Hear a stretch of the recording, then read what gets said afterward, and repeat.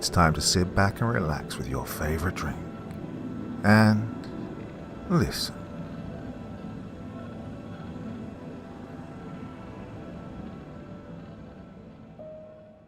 A son runs away from a house after a girl in the neighborhood was murdered in one of the most brutal ways imaginable. What's scariest is it wasn't at all who you would have expected it. The Blacktop Kids by Corpse Child.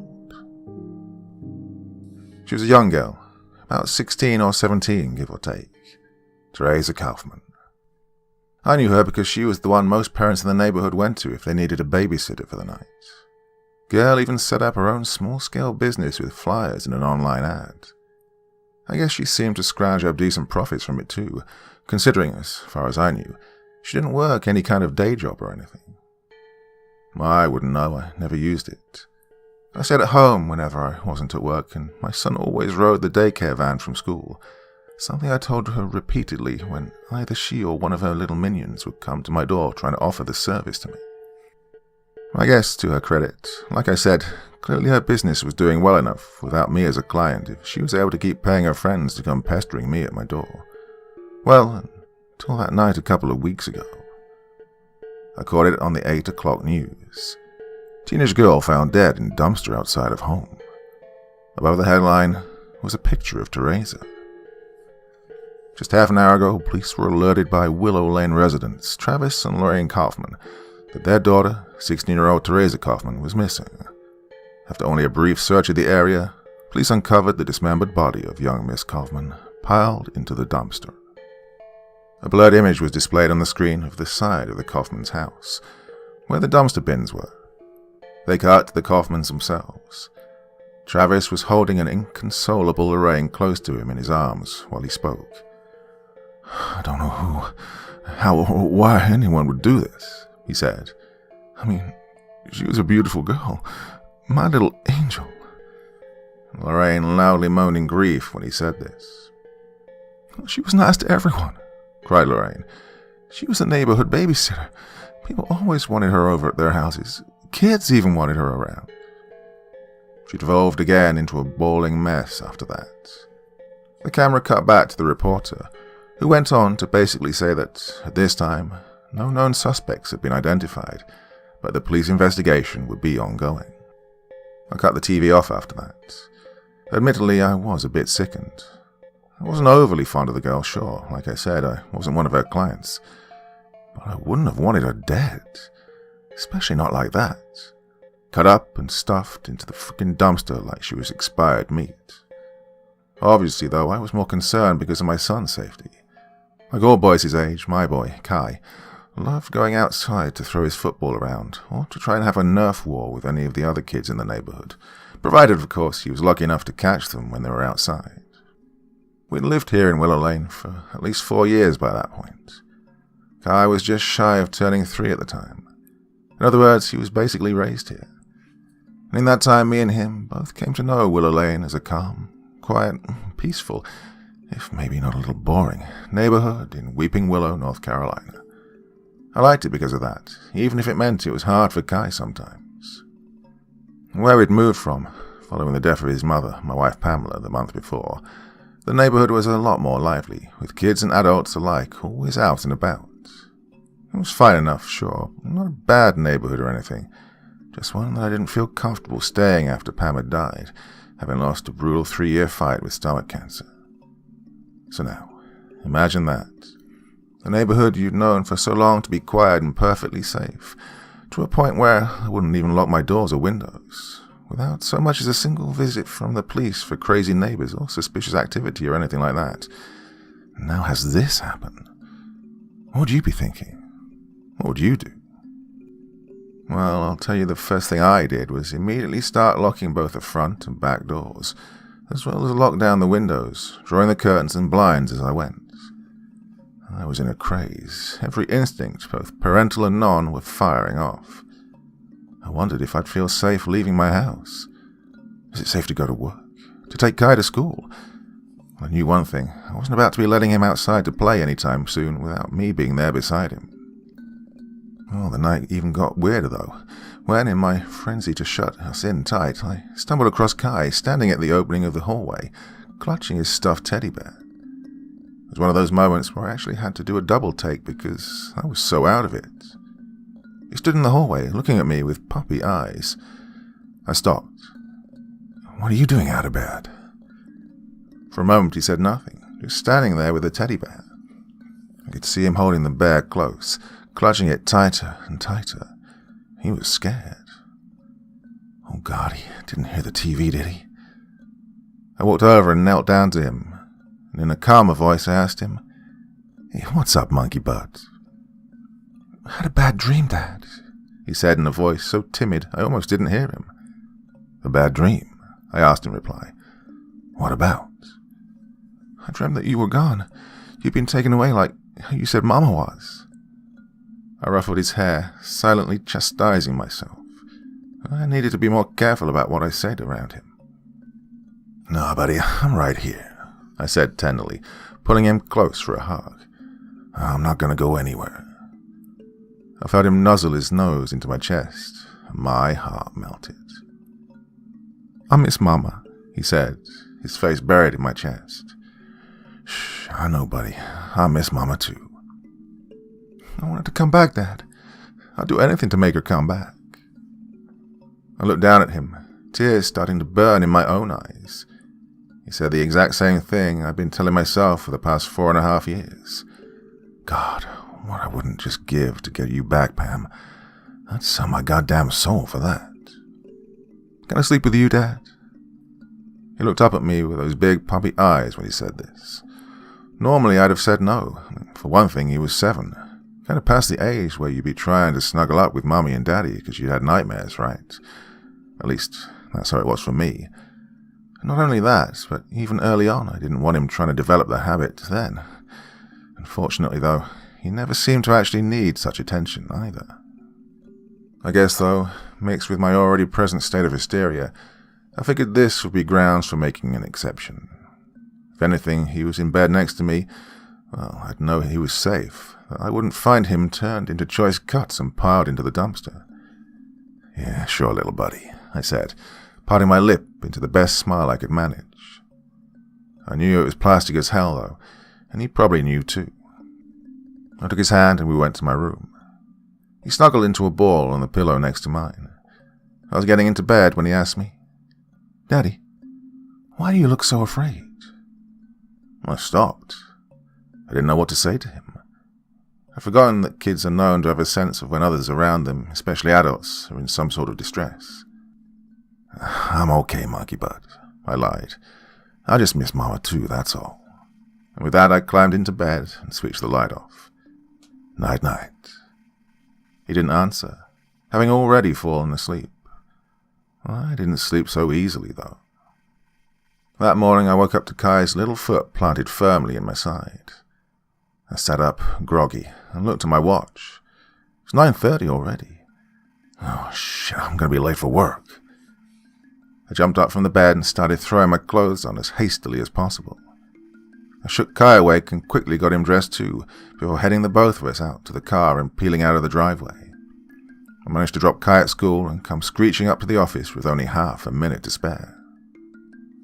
Once I punched the clock, I sat down and began my day, staring at codes on a dim computer screen for at least 9 hours. 10.5 if I was having to pull overtime, which I was. Of course, programming codes for our latest software and making sure it works the way it's supposed to before our new product launch was pretty low on my mental shit that's got me stressed to hell and back list. No, I couldn't stop thinking about Teresa's murder from the previous night. I couldn't get the image, even if the news broadcast didn't even show it, of Teresa's body parts being chopped up and stuffed in the trash like that. Couldn't get it out of my mind. Moreover, I couldn't even imagine why. The girl was pretty, smart, and generally kind to everyone. The kind of girl you'd see graduating with honors and making some grand motivational valedictorian speech. Everyone loved her, even if she was just a bit overbearing at times.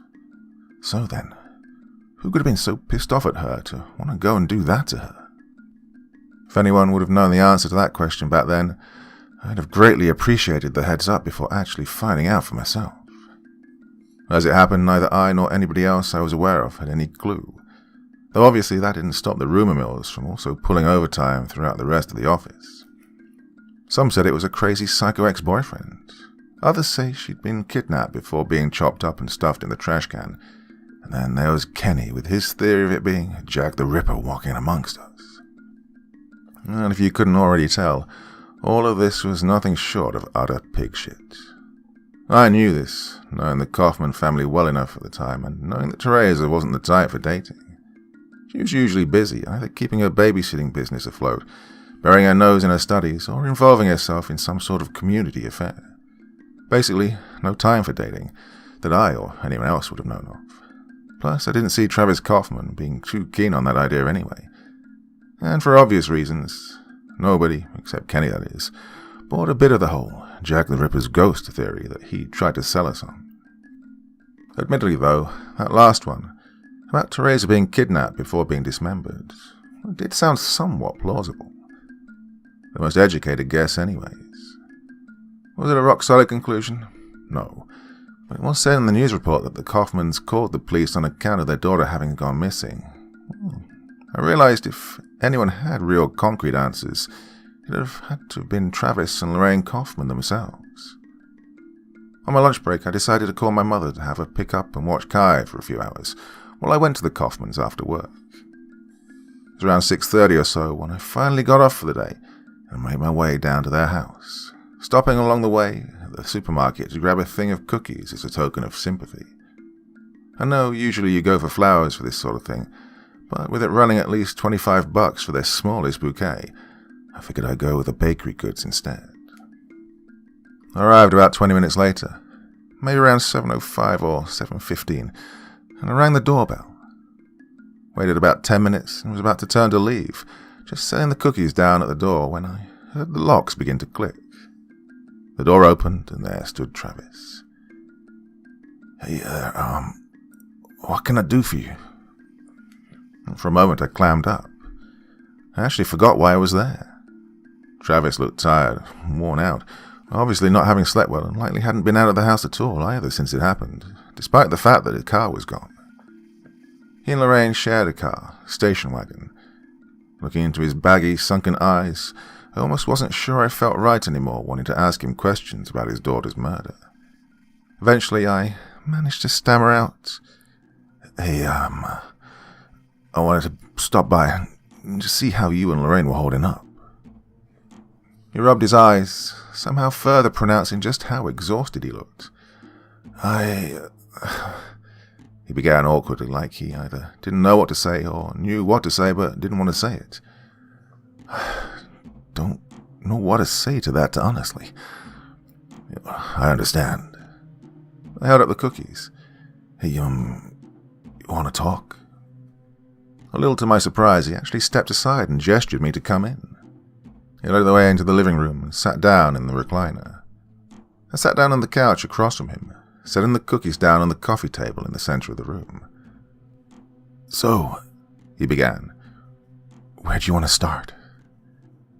Again, for a second, my stomach cut a flip nervously. I sighed, wincing. "Well, how about what happened at the beginning?" So he sighed and began. Yesterday afternoon, Teresa called from school saying that she got a text from one of the parents, one that she liked to babysit for. The Miller's her #1 client. Of course, being a Friday night, I kind of expected that she'd be going over there. She always goes over there after school to babysit their little boy, Andrew. I nodded my head. "So, when did you realize she was missing?" I still felt uneasy asking this. I was no detective, and while we were long-time neighbors, it's not like we really knew each other that well. Regardless, he continued on. "Well, like I said, she goes after school and is usually there for about 4 or 5 hours, right?" I nodded. "She's always home by 9 p.m. sharp, on the dot, not a half minute later." "But, last night," I interjected, shaking my head. He followed, shaking his own head with an even grimmer look on his face. "Lorraine wanted to call the police almost immediately," he said, barking a dry, joyless chuckle. "But no, In my infinite fucking wisdom, I told her, let's not go jumping the gun here. Just 'cause she's fashionably late once doesn't mean the worst happened, right? Again, I nodded. I had no words for this. Well, 9:15 rolls round, no Teresa. No calls, texts, nothing. 9:30 rolls round, nothing. By the time 9:45 came around, I was starting to get worried. Lorraine had been blowing up her phone for over 20 minutes by then, and I started calling Richard myself, thinking maybe he knew if Teresa had left yet. And what did he say? Told me that he thought Teresa was already home. Said that Teresa was already gone by the time he and Rhonda came home, almost 30 minutes before. I told him she wasn't before asking if maybe she told him something about going anywhere or anything like that. Well, again, I'm still trying to keep my shit together, you know. He said she hadn't, though. Nor had he even spoken to her since before leaving for the night, when she'd gotten there. By then it was getting on for 10:15 or so, and we still hadn't seen hide nor hair of Teresa. So you called the cops, I added, now feeling kind of stupid on top of already feeling anxious. Lorraine did, he replied, though it wouldn't have been so much longer till I would have. They came and we told them what we knew. Supposedly they'd send one of the patrols to the Millers as well. Like Richard said, though, she wasn't there. They asked if she might have had any boyfriends or anything like that. Well, my body stiffened. Did she? I asked, despite being pretty sure of the answer already. He chuckled dryly again. Not that I or Lorraine would have known about, and I knew damn well Teresa would just as soon have died than lied to either of us, and especially wouldn't have tried running off with some punk kid either. He paused for a moment, staring distantly at the carpet floor. God knows, though, I almost wish that could have been the case. At least then there'd be a simple explanation for all this, right? I'd know who the animal was that... He choked and then said, that took my baby girl away. Well, I couldn't help but go over to him and hug him close. He tried to push me away for a second before inevitably devolving into a sobbing mess in my arms. My blood was frozen seeing this. For one thing, while we didn't really talk or hang out much at the time, I knew Travis Kaufman wasn't one to break like this easily. The man worked both in construction and as a bouncer at the tavern just up the road from the cemetery. In other words, he was what you'd picture when you heard the term roughneck, hardened inside and out, even if, of course, he was one of the smoothest, most relaxed men you'd ever talk or share a beer with, and he wasn't one to easily melt down like he did. But the other reason is, being a father myself, I couldn't even imagine how he was holding himself together at all, especially noting the lack of alcohol, from what I knew at least, much less while having to talk about it. I held him like that for another 10 minutes or so, just letting him get it all out, before finally getting up and taking my leave. I got back in my car and headed home, shaking pretty much the entire way there. Despite Travis's breakdown, though, I still couldn't help but wonder what the hell could have happened. As far as I knew, this might as well have been some force of nature, an act of God, you might call it, with the vagueness of it all. I mean, neither Travis nor the Millers knew anything, if what I'd heard was to be believed. Actually, another detail crossed my mind as well, sending me into yet another rabbit hole. Travis said it wasn't until 9:30 that he tried calling the Millers, who said they'd been home for at least an hour before. I wasn't a math whiz, and again, not a detective either, but it occurred to me that whoever did this would have had to have done it around 7:30 or 8 that night. But then, well, how did no one see anything? It would have still been light outside, wouldn't it? I decided to push that down for the time being to focus on getting home. This was partially due to catching the time on the clock, reading 7:45 p.m. I couldn't help then but think about the possibility of finding Kai like that, finding him stuffed like garbage, with his little legs and arms all folded up and crammed down, seeing his little eyes stare up at me from his severed head, frozen in perpetual fright. I made it back to the house, somehow doing so without having a panic attack of my own, to see my mother on the front porch. "Well, hey there. About time you got your tail back home," she joked, grinning.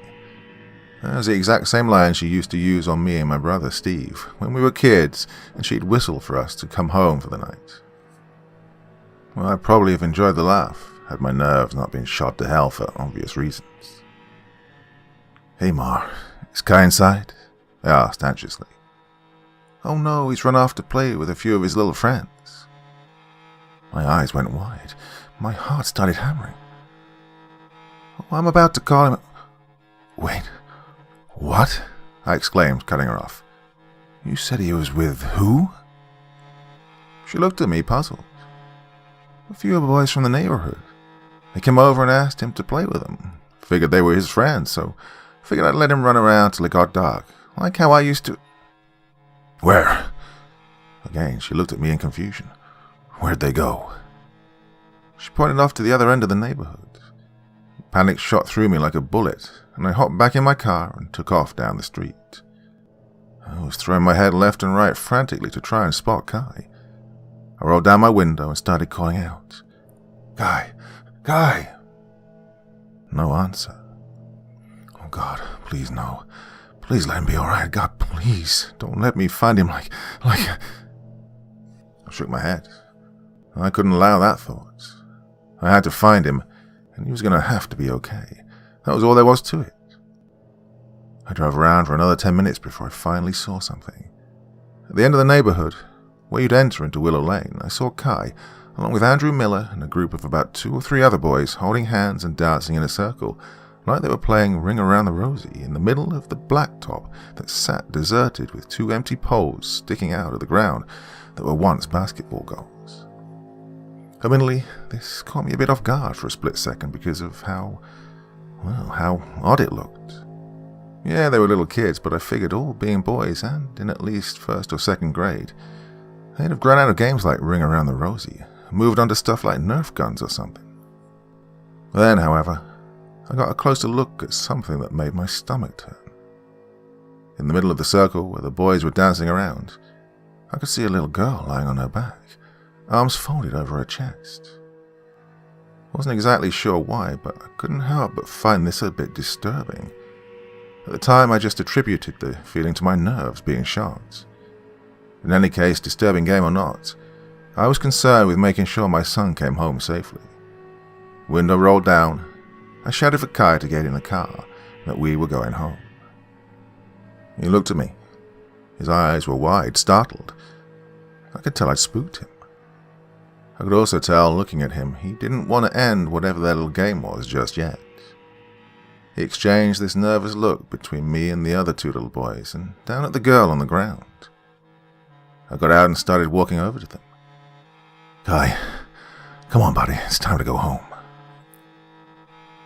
He looked at me, nervous. He started trying to back away from me as I approached. "I can't go yet, Dad," he said. "We're not finished yet." I kept walking, making it to them, and reaching for Kai's hand when he retracted.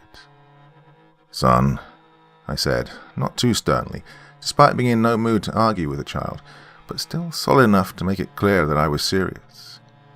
"It's time to come home. The sun's going down. You can play with your little friends another time. Come on now." He wouldn't move. "I can't, Dad. We have to finish or it won't work." I frowned. "What won't work?" "The ceremony," chimed one of the other boys, a slightly taller one than Kai, probably being a year or 2 older as well. I paused. "Ceremony?" "We're going to bring Mama back, Dad," Kai said, sounding desperate. I looked at him. I could tell he was frightened, the way his eyes were stitched wide and his knees shook. He knew I wasn't one to argue with, but at the same time I could tell that whatever this was, this ceremony or whatever, it was serious to him. He fully believed that he and these 2 other boys and the girl were going to bring Pamela back. "Don't you want to see Mama again, Dad?" "Kai," I said, now actually getting anxious. "I'm not going to tell you again. It's time to go home. Come on."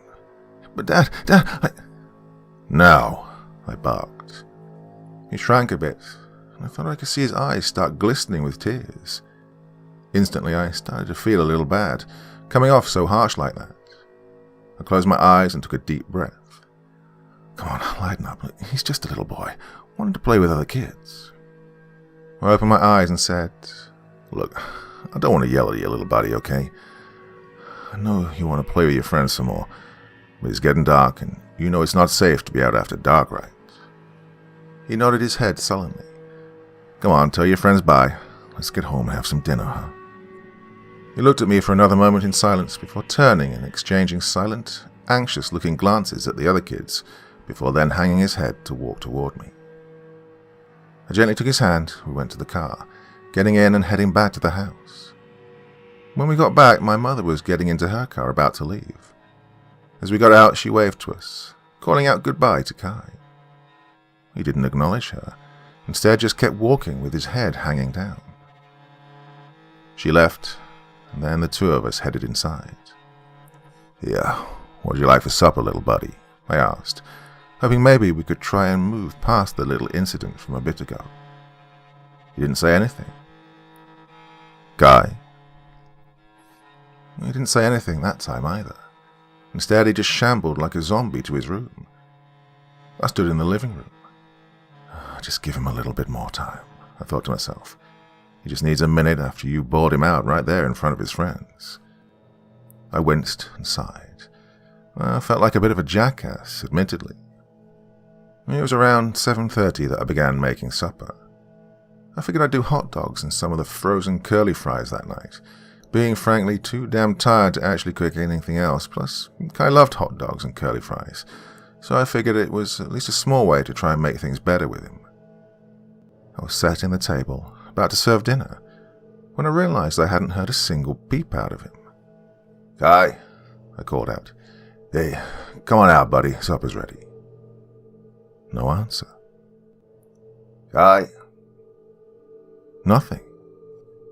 I went ahead and fixed both our plates before making my way to his bedroom. His light was off. Kai, I whispered. Again, nothing. Oh, he isn't asleep, is he? Hey, monkey butt, supper's ready. I stopped when I flicked the light on. Kai wasn't in his bed or anywhere else in his room. Not only that, but his window was also wide open. My heart dropped from my chest and I instantly ran over to the window. Kai! I screamed. I tried to look out through the window for him. It was dark outside already. I couldn't see a thing. Kai! I bolted out through the house and out of the front door. I took out my phone and clicked on the flashlight. I waved it all around the yard, all around the trees in the backyard, and even in the neighbor's yard. Nothing. No footprints or anything. I went over and knocked on the neighbor's door, pounding on it like a friggin' madman. When the door opened, I immediately assaulted the guy at the door with my frenzied questioning. My son's missing. Have you seen him? For a moment, he just stood there, looking absolutely confused at me. I knew he thought I was a damn lunatic or something. Then I put up a picture of Kai on my phone. Look, this is my son, Kai Warren. I think he's run off. Have you seen him? He shook his head. Nope, afraid not, he said, anxious and looking over his shoulder. He was obviously wanting me to go away. Oh, fuck, I exclaimed, too out of it to realize I'd said it out loud. He looked at me again, startled. Okay, look, I gotta keep looking. I took out the small pad of sticky notes and the pen I keep in my shirt pocket and scrawled out my phone number. Here's my number. Call me if you see him, please. He slowly nodded, still carrying the same worried expression, and then ran from his porch and down the street, continuing to call out his name. The further I went, the darker it seemed to get. And the darker it got, the quieter it seemed to get. Quieter and quieter, until it finally got to a point where I barely even heard crickets chirping. All that went through my mind was the thought that Kai had been kidnapped, that some deranged freak had climbed through my son's window and snatched him. Of course, there was also the thought that he'd run away, but that wasn't any consolation. Either case, my little boy was missing in the middle of the night, and I had no possible clue as to what had happened, or where he was, or even if... Oh, God. I shook my head again. Like with the last time, I couldn't think like that. I had to find Kai, and he would have to be okay. I made it all the way to the exit of Willow Lane, again calling out his name the whole way, and receiving no answer. Finally, I realized he must have run all the way out of the neighborhood, or with the other worst scenario, someone else ran away with him, and therefore I needed to call the police. Well, they arrived about 2 minutes later, and just like I did with my neighbor, I immediately launched into a craze of telling them what had happened. "You said he was in his room?" one officer asked. Yeah, I was making dinner at it." "And you said that you found his window open?" he asked, cutting me off. "Yeah, he was in his room while I was making supper, and I went to check up on him. He was gone. His window was wide open. I can't find him anywhere in the neighborhood." He was silent as I finished. As I spoke, he had a cold look on his face, a look that said something I'd said reminded him of something. Well, he knew something, but wasn't going to say it. Not right then, at least. He told me to wait where I was for a moment, while he went over to whisper something to his partner. About 30 seconds later, he came walking back up to me, while his partner got on the radio. "What's your address, sir?" he asked. I frowned. 1536 Willow Lane. Why?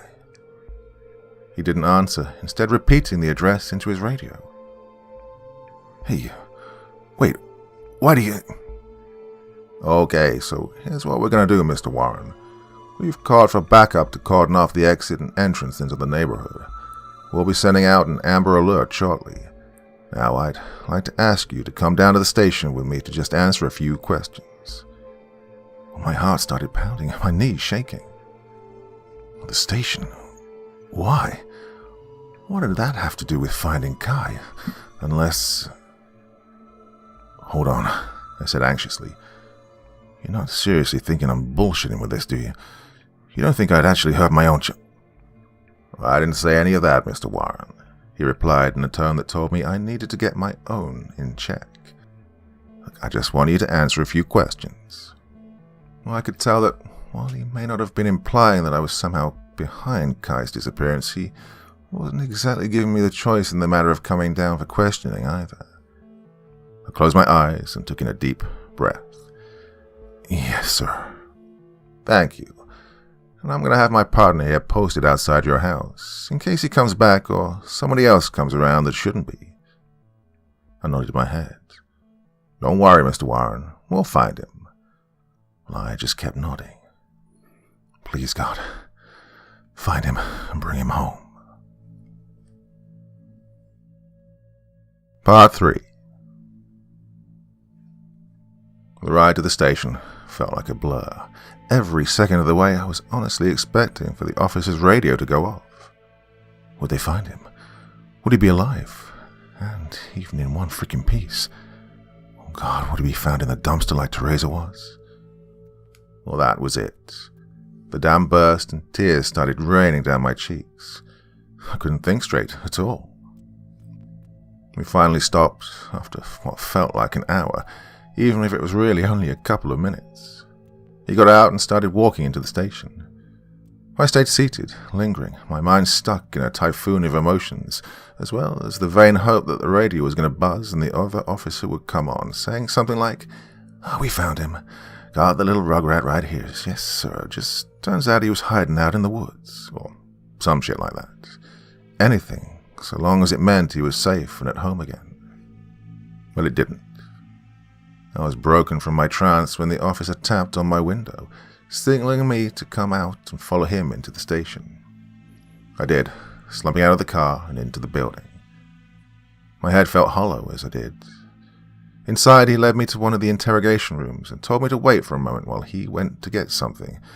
Well, I walked in and sat down. Like on the road, time passed really slow then, too. The officer returned not long after, though again, I felt so out of it that he may as well have spent the better part of the night wherever he was. He sat down across from me with a manila folder in his hand. "You okay, Mr. Warren?" he asked. And the tone of voice he used made it clear he knew damn well already I wasn't, not even remotely. "Sorry," he said, chuckling dryly. "Stupid question, I know. Just trying to ease you up a bit, you know." I didn't reply. He opened the folder and began pulling out photos. Looking at them, were I already not caught up in an emotional typhoon, I likely would have thrown up right where I was. The photos were of dismembered body parts, varying from severed arms, legs, a few fingers and toes, eyeballs, and one or two even of severed genitalia. "What the?" I exclaimed. "What the hell are these?" "Body parts," he replied. "Specifically, murdered victims' body parts." "Yeah, I see that. Why are you showing these to me? What does this have to do with my son?" He sifted through and pulled out a photo of a young girl with a short, brunette bowl cut. "Mr. Warren, meet Gertrude Walsh. She was a good girl, got good grades, and lots of friends. She was the shining angel of the school and church fundraisers. Everybody loved her, see." He laid the photo down and began picking up pictures of the body parts again. Well, everybody, that is, except for the sicko that decided she'd be much better off quartered and dumped into the lake just down the road from here for the fish to have at her. I looked at the photos. I could see entire chunks of desiccated flesh missing from where it had been eaten away. Already the wheels were turning in my head. Something about what I was told sounded familiar, hauntingly so. Drawn and quartered, dumped. Images of Teresa began coming back to me again. The officer pulled out another set of photos. This was of a slightly older girl, this one maybe being in her early to mid-20s. She had long, vibrant blonde hair, at least that's what I figured it was supposed to look like originally. The photo showed off spots where it looked like it had been forcefully ripped out. In those places were patches of exposed muscle tissue, and just like Gertrude and the others I'd seen before, this girl's face was also mutilated beyond recognition. Not one single inch of the girl's face, or the rest of the skin on her body, was without at least 5 or 6 slash marks, many of them looking like they might have actually cut through muscle and down to the bone. I thought for sure I was going to be sick, seeing all that. "Now I want you to meet Jessica Reese," the officer said. Now, like Gertie here, Jessica was also a good girl. Head of the cheerleading squad here at Willowwood High, and was an avid contributor and/or advocate for some of the local charities. Always a giver, never asking for anything in return. Of course, I'm sure she would have given everything she owned if it would have meant being able to keep from ending up like this. "Why?" I asked, choking back the urge to retch. He sat staring at me as intently as he was before. "Why are you showing me this? What, you think I had something to do with this?" I knew that was a bit of a stupid question. Well, he shook his head. "And what are you saying here? What's the purpose for this?" "Like I've told you 3 times now, I'm not accusing you of a damn thing. I didn't bring you here under any kind of suspicion. Rather, I wanted to see if you could pick up on something by looking at these photos." Well, I looked at him confused. "What do you mean?" "You know what I'm talking about here, Mr. Warren. These girls, they look familiar, don't they? All of the pictures have a few things in common, don't they?" I nodded my head, whether out of denial or sheer disgust. I didn't want to admit knowing exactly where he was going with this. That these were all pictures of young girls, pretty and kind and basically sunshine children from the neighborhood, just like Teresa Kaufman, all who'd been viciously slaughtered and chopped to bits before being dumped somewhere. I can see it all over your face," he continued, narrowing his eyes at me. "You've seen something like this before, haven't you?" Well, again, I just nodded. "When did these happen?" I asked. He pointed to the one of Gertrude and replied, "She was found September 26, 2017. Pointing to Jessica, he said, "September 27th, 2018. "And the same person did both? Were there any suspects?" He sighed. "Well, that's just it. To put it bluntly, no. We never had any actual suspects. The only one who might have fit that bill was an old curmudgeon that lived in the house at the very end of Willow Lane." "Did he say anything? Maybe confess?" "Nope. And he was killed just a year or so after Jessica here. Some of the folks in the neighborhood decided to play vigilante justice and ganged up to beat the poor bastard to death, holding him responsible for some other kids going missing as well. Yeah, but what about Teresa? He sighed again. Like I said, Mr. Warren, that's where this gets tricky. Thing is, outside of the MO of this freak apparently targeting young girls with ties to the community, we hadn't ever been able to really pin down any sort of objective or any real pattern. Well, at least, not at first. He shuffled through a few more photos. Pulling 2 of them out, he slid them over to me. They were both of severed arms, slashed all to hell like every other part of them. But this time, there appeared to be an area on both of them that was accentuated. An area that wasn't just repeated gash marks streaking across the flesh. Engraved deep into both of them was what looked like an, albeit sloppily drawn, pentagram with the words Lucifugge Rolfegau, written equally as sloppy in dried blood underneath it.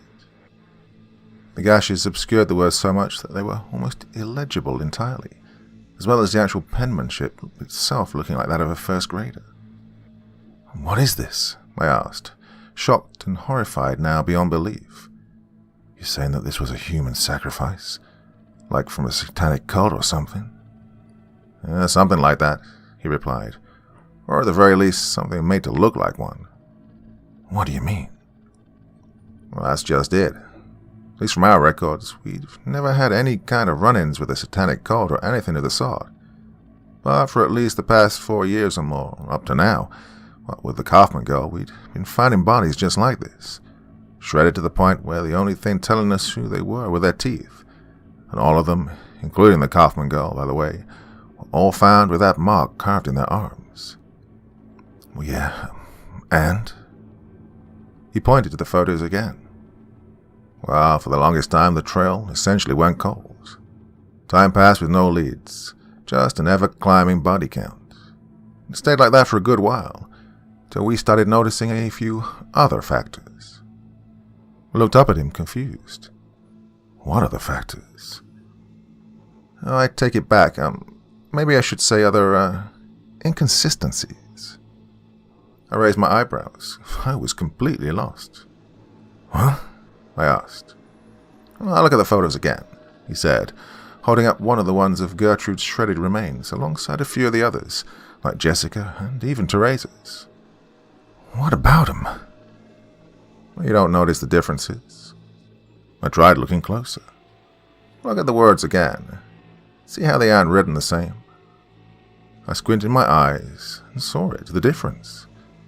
Across the arms, smeared across the innumerable cuts and gashes, all the words were there, but each time written differently.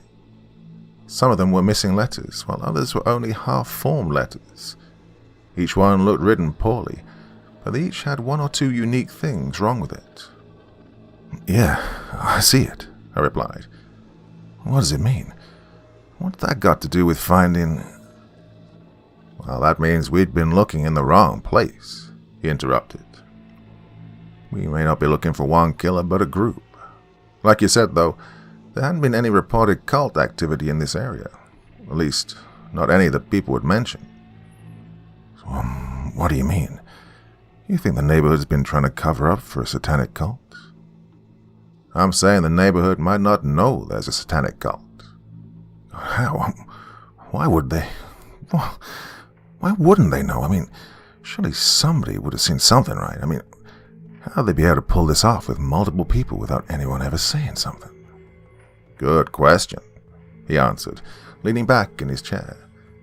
He stared distantly at the wall behind me and said, "That's the part I'm still putting together here. I mean, I have a working theory at least, but trust me, it's a long shot, as well as one I hope to God isn't true." What is it?" He broke from the wall to stare at me momentarily, examining me before returning to the wall. "Like I said, old Willow don't know about any kind of cult activity. Like you, I don't think it's part of a scandal either. No, whoever these people are, they hide it extremely well, like in plain sight. And what they do is done somewhere that's likely overlooked by most." Overlooked. Yeah, somewhere the residents are familiar with. Somewhere where, if they were seen gathering, they'd probably just look at them and say, "Look at that, Jimmy. Couple of dingbats hanging out, you know." I nodded, though still not having any clue as to where the hell he was going with this. Now here's where you start to come in as far as any of this goes. I want you to think real hard. Is there any place at all that you can think of that might serve that kind of purpose here in the neighborhood? I paused for a moment. I was about to tell him that I couldn't when I stopped, thinking again of the neighborhood. A place people would likely pass right over. Maybe a spot in the woods, somebody's backyard that you might see a bunch of people gather behind. Anything? I remained silent. Well, yesterday, I found my son playing at the end of the neighborhood, in the old Blacktop with some of the other kids. I guess that'd be the best guess I've got as far as that goes. He furrowed his brows. The Blacktop, huh? Yeah, they were playing around in it. His eyes narrowed at the wall. He said, obviously connecting dots in his head, dots that I still couldn't see. You happened to see what they were playing? I thought back to seeing Kai and the others, all gathered in a circle around the little girl. Well, I think they were playing Ringing Around the Rosie or something. I don't know, it was weird. Weird how? He was looking at me now, eyes fixed solidly on me. I don't know, just weird, I replied. Not sure, at least trying to not be sure what was going on, thinking about that incident. Yeah, there was this little girl just lying there on the ground. The kids were gathered around her, holding hands. Now a distinct chill started stabbing my back. The officer could tell I was starting to pick up on his lead as well, with the way his eyes started to widen in alarm. Laying on the ground, he repeated. Yeah, I replied, shuddering. I started thinking then of how Kai acted when I came to take him back to the house. I started thinking about what he was saying. The kid called it a ceremony. Was the girl alive? Asked the officer. I snapped back to attention, having lost myself in thought again. Huh? The girl, was she alive? She look hurt in any way? No, well, not that I could see anyways. I started shaking in my chair. Now I was officially terrified about Kai. If this was heading where I, deep down, knew it was, then every second that passed without any kind of word on Kai would drive me further and further into a heart attack, worrying about where he was. And you said your son was with them? He asked, sounding like he knew what my reaction to this question was going to be, and was bracing himself for it. Well, to his credit, he wasn't wrong with his assumption either. My eyes went wide and my lingering sense of dread was instantly replaced with alarm. Hold on. Is that why you brought me down here? You're trying to get me to turn on my own son and turn him in? I could feel myself slipping into hysterics. You're out of your freaking mind. My son's missing with some maniac out there and you're here harassing me with half-baked conspiracies, thinking he's going around sacrificing people to the devil. All that instead of actually trying to find him? He just sat, staring at me. He remained calm, despite clearly seeing that I was 2 seconds from jumping up and throwing my chair at him. I was sure he'd had conversations like this before, where someone started flying off the handle at him. I could tell from the way his calm yet chiseled stare bore straight through me, reminding me again that I needed to get myself in check, and quick. Another moment passed in silence before the officer spoke again. Are you done? He asked, sounding more annoyed than anything else. I closed my eyes, took a deep breath, and relaxed again in my chair. Good. Now, if you'll stop for a second, I'd like to tell you for the umpteenth time already that you're not here under suspicion. Your boy wasn't either. But if you said he was with them this evening before he went missing, then that could be a clue as to where he is now or what happened, yeah? I sighed. Yeah, I guess you're right. And if what you've told me is true, then it could also be a clue as to what's been happening to these girls. See, this whole time, right up until you told me what you did, I thought we were looking for adults. Maybe a couple of punk-ass teenagers who think they're the tough shit. But now I think it's, well, starting to make more sense. I raised my eyebrow. How? He held up the photos of the severed arms again. See the words? He pointed to the pentagram carving. See how sloppy it's written? My eyes somehow managed to widen further than they already were. Yeah, I stammered, shaking. Like I'm sure you did. When myself and a few of the other detectives working these cases saw this, didn't think much of it, other than, again, either a rush job by a group of wacko Satanists or a couple of punk teenagers. Now I see that it would make much more sense if these were done by kids. That would explain how they're so sloppily written and why the pentagrams are drawn just as crappy, wouldn't it? I sat staring at him in shock, wide-eyed, white-faced, and slack-jawed. I couldn't believe it. These kids I somewhat knew for years, had let my son play with for years, were part of some demonic murder cult this entire time. And now my boy was out there, probably already taken by them. How? I stammered. What? He asked. How are they doing this? I held up one of the photos. I mean, these are kids we're talking about here. How in the hell are they doing this? Well, that's just it. Like I said before, these kids obviously knew something of what they were doing. They obviously know how to hide as well as how to avoid suspicion. My guess is they're using the blacktop you mentioned as a sort of meeting ground. Yeah, but how are they doing the murders? They're just kids. How has no one caught them yet? Well, you said you thought they were playing Ring Around the Rosie, didn't you? I nodded my head anxiously. What if others would have thought something like that as well? I raised my eyebrows. What if they're able to meet up, have their little witch's Sabbath or whatever, dump the body, and be back home before the street lamps come on, with Mommy and Daddy never being the wiser? Oh, but how though? I asked, completely baffled at this point. How could no one see this? Obviously these kids know more than we thought they would, and obviously they're aware of the fact that the Blacktop's a pretty inconspicuous location. Not to mention, as you're making pretty clear here, nobody suspects little kids for this sort of thing. Now couple this with the fact that there's already not much in the way of traffic coming in or overall activity with the residents in Willow Lane, and yeah, might not be as hard to imagine as you think. Well, I was speechless. My heart raced dangerously fast.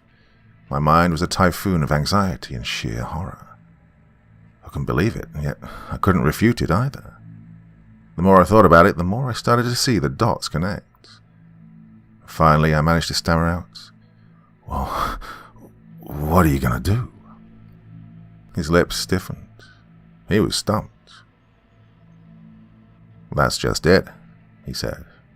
"Right now, there's nothing we really can do. Other than what you just told me, we still don't have any concrete proof that that's really what's going on here. Plus, even if we did, we still don't know who any of them are." I cut him off then. "Andrew Miller," I exclaimed. He raised his eyebrows in confusion. "The Blacktop, Andrew Miller was one of the boys with my son." "You mean Rick's boy?" the officer asked. He sounded truly skeptical this time, for the first time. "Yeah, he sometimes came around to play with Kai in the front yard. It was him and a few other boys with my son dancing around the girl on the blacktop." "You recognize any of the others there?" he asked. I shook my head. He went back to staring intently at the wall. Things were silent for another minute before he finally stood up and said, "All right, Mr. Warren, you're free to go." I sat still. "Wait, what about it?" "Well, we're going to keep an eye out for him. I'll keep a unit outside your house as well as keep one posted near the blacktop to keep an eye out for anything suspicious there. In the meantime, just keep one ear to the ground and one eye to the sky for me, okay?"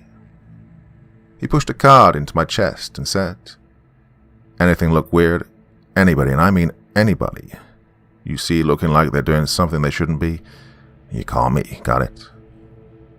I nodded, slowly getting up from my chair. We left the interrogation room and he led me to the front door, where he escorted me to a patrol car that was waiting to drive me home. I got in and the officer behind the wheel began driving. Much like the drive to the station, my mind was a complete blur, caught now between thoughts of the things I'd seen and heard, as well as the lingering question of where the hell my son was. Part 4. Now, no, there was an all-new question stirring around. Was Kai involved in any of this? Thinking once again back to the situation at the Blacktop earlier, I couldn't fight the feeling that, had I not shown up when I did, he might have taken part in something horrible. One thing was certain, though. Part of a cult or not, I wouldn't be able to have a second of peace until he was found. Oh, please, God, bring me back my boy. As it happened, I was taken back to my house without any kind of word on my son, or any of the other kids for that matter. And it would stay that way for the next week or two as well. I didn't get any kind of sleep either, obviously. How could I? Not only was my son now missing, but everything I'd come to know about where I was living had been turned on its head. Where before I could have felt safe leaving my door unlocked all the time, now I couldn't feel safe even trying to open my door to go outside. At all. I got to a point, after about the 4th or 5th day of calling out sick, that they told me I was in serious danger of losing my job if I didn't start coming back in. Even still, though, it's not like I was all that productive at work. I'm sure most of my co-workers were getting sick and tired of me ignoring them the entire time I was there, with the exception being just to ask them if they'd happened to see Kai. And I'm pretty sure my boss was getting fed the fuck up of me spending most of my time trying to reach out through social media with it as well. But what the hell was I supposed to do? What would you do in my position if it was your son or daughter? Especially if it was your daughter in the circumstances. What if they were the one out there? God only knew where, with a group of murderous little kids running around, hacking people up in deranged human sacrifice rituals. Would you be calm and just go about your day as usual, like these asswipes apparently expected me to? Or would it be everything you could do to not just say screw everything and be on 24/7 patrol looking for them? Well, in that vein, my wish was half granted. I wouldn't need to actually look for him myself at all. It was around that Friday night, at about 9:30 or so, that I heard screaming coming from the neighbor's house. Already alert, like I mentioned before, I instantly jumped up and bolted to the window. Outside, the officer that had been posted outside my house was approaching the neighbor's house. The same neighbor, sure enough, that I had gone to the night Kai had disappeared. I guess in a really, really sick sort of way. It's only fitting what happened to him next then. I watched the officer draw his gun before signaling to his partner to go around to the back of the house. I saw the officer then proceed to kick the door in. On my mind was an angry hornet's nest, everything happening all at once. Every anxious thought, feeling, or emotion whizzed through my head as I watched the officer enter the house. Oh God, what is it now? Why are they screaming? What's happening in there? This then led to another horrifying thought. What if it's those kids? That little girl from the Blacktop. What if that was their daughter, and they were there, looking to finish what I'd interrupted? And then it hit me. What if Kai was with them? That was when my instincts kicked into full-on berserk mode, and I bolted out of my front door. I heard shouting coming from the porch, from inside the house. I could hear the officer shouting, "Let her go, son." Oh God, please don't let that be him. I ran inside. Huddled in the corner of the living room, quivering in fear, was my neighbor and his wife. In front of me was the officer, standing in the threshold between the living room and dining room areas, gun trained forward. "Put it down, kid," he shouted. I scrambled forward, damn near dropped dead of a heart attack where I stood. In the middle of the dining room floor sat Kai, Andrew Miller, and one of the other boys. Kai stared at the officer, petrified. In one hand, he held the little girl from before to the ground by her throat, with a kitchen knife raised high in the other hand. The other two boys were also staring at Kai, silently urging him to do it, to kill the girl, who was laying on her back, unconscious and bleeding badly from multiple stab wounds that I could see in her left side. I was frozen. This was the worst possible thing I could have ever witnessed. My worst fear, and there it was, sitting right in front of me, sitting in a pool of blood with a gun aimed at him. Kai exchanged rapid looks back and forth between the officer, the other boys, and the girl. I watched his knife hand start to shake, like he was hesitantly going to bring it down. "Kai!" I cried out. Once Kai, the other boys, and the officer all turned to look at me. Kai, who I knew was already scared to death, somehow had even more colour drained from his face when he saw me. "Sir, I need you to back away now," shouted the officer. I remained where I was. "Dad!" Kai whimpered. His hand stiffened in the air. I stepped forward, outstretching my hand. "Sir, back away," the officer barked again, but I ignored him, taking another 2 steps forward towards the dining room. "Son," I said calmly, "Daddy's here. It's time to come on home now, okay?" I took another step, and he flinched slightly, trying to move away from me. I then heard the officer's gun click. "Wait," I shouted, turning back to him. "Sir, please, I don't want to say it again. Move away now." "I'm not going to let you hurt my son," I shouted back. I turned back to face Kai. "Come on, buddy. Let's go back home, okay? Daddy's missed you. We can go home and everything can be okay again. We'll have hot dogs and curly fries. Watch a movie together, just like we used to, remember?" Kai's body began shaking. His big green eyes started to glisten. "I miss you too, Daddy," he choked out. "I miss you and Mama." Despite being stuck in a state of panic, I couldn't help but feel my heart snap in half in my chest. "Do it, Brother Kai," Andrew Miller snapped from behind him. Kai swung his head to look at him. "You have to finish the ceremony so that you can see your mother again." Well, my eyes widened. "Son, what's he talking about?" He looked back to me. "I have to do it, Dad. I have to give her as an offering so Mama can come back and be with us." I exchanged looks between him and the boys.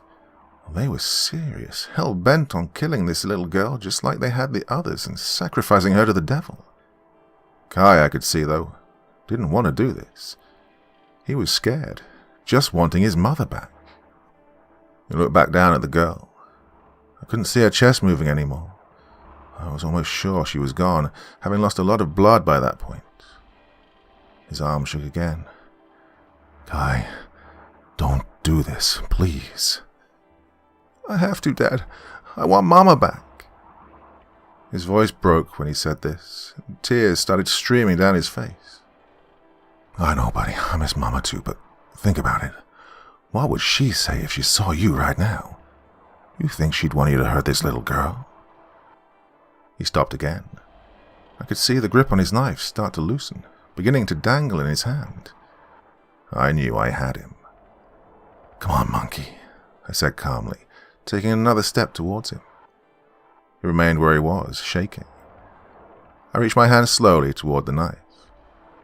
"Let's put down the knife and go home, okay? Just you and me." "Sir, what are you doing?" the officer asked. I quickly shot a glare behind me at him before looking back to Kai. Kai was now fully in tears. "I want Mama," he cried. "I know, buddy, I know." My hand was only an inch away from being able to grab the knife. Slowly I watched his fingers uncurl from around the handle. "That's right. Let go of the knife. Everything's gonna be okay now." Before I could finish, Andrew Miller snatched the knife out of Kai's hand. "I'll finish the ceremony then," he shouted before thrusting the blade towards the girl. But Kai snapped up. "No!" he screamed, thrusting himself in front of the knife.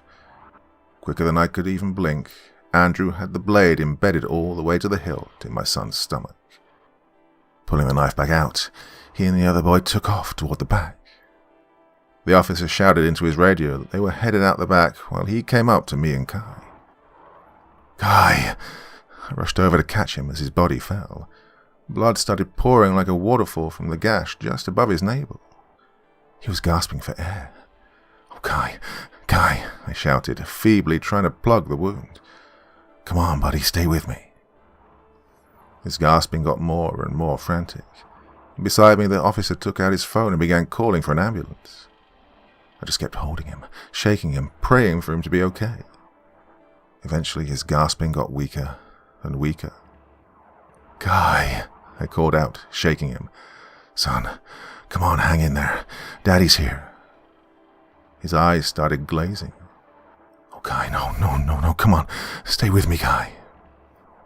He went limp in my arms then. I shook him, my heart feeling like a battering ram against my ribs.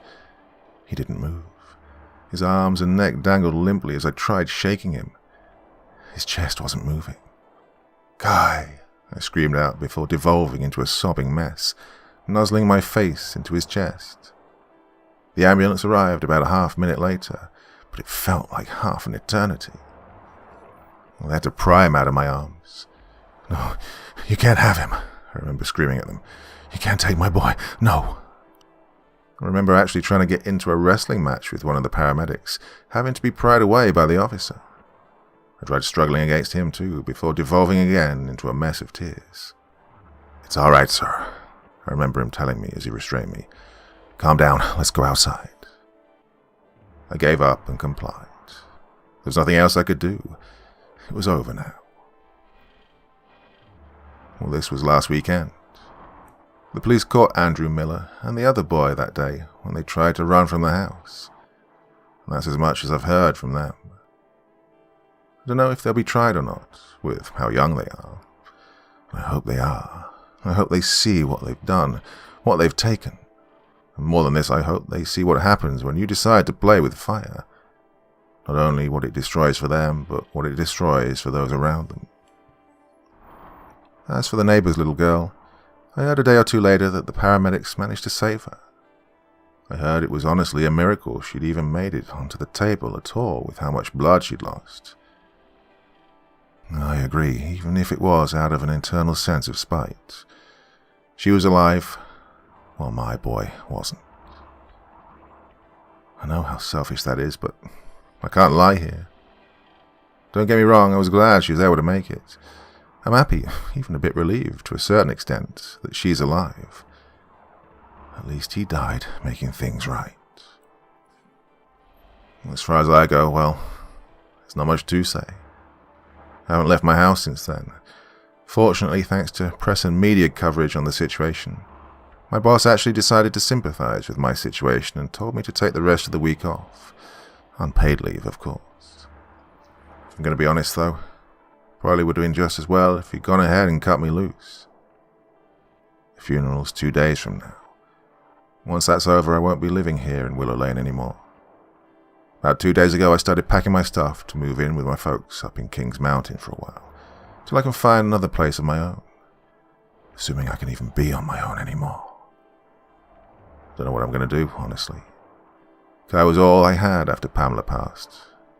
And now it was gone. And now I have nothing. I'm sorry, I'm trying to hold it together here. God, the house is so quiet now. I can't wait to get out of it for good. Well, I'm going to end this here.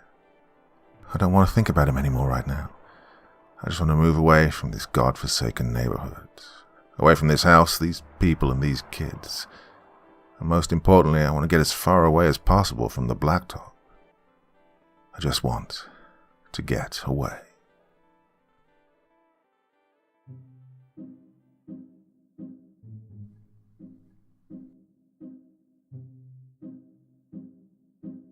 Oh, bloody hell, that was a bit of an emotional roller coaster, wasn't it? Damn, didn't see that end coming when I started that story. Another great one from Corpse Child, really on a roll of fantastic horror stories here. Such a pleasure to be working with him once again. Whew, that started this week off in, well, a style. Don't want to be doing stories like that all the time, it'll break my heart to be honest, but yeah, good to have read that one. Thoughts, feelings, anything else you want to say about that? In the description, in the comments below the video, and as ever I'll do my best to join in the chat. Whew, well, that's it for this evening. Back again on Wednesday. Till then, my dear friends, sleep well, sweet dreams, and bye-bye.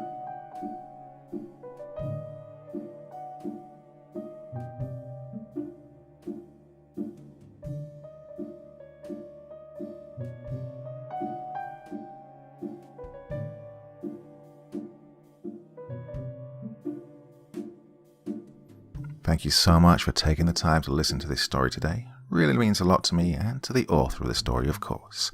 Well, if you want to know more about me, I'm pretty much everywhere on social media. You can find me on Facebook, Twitter, Instagram.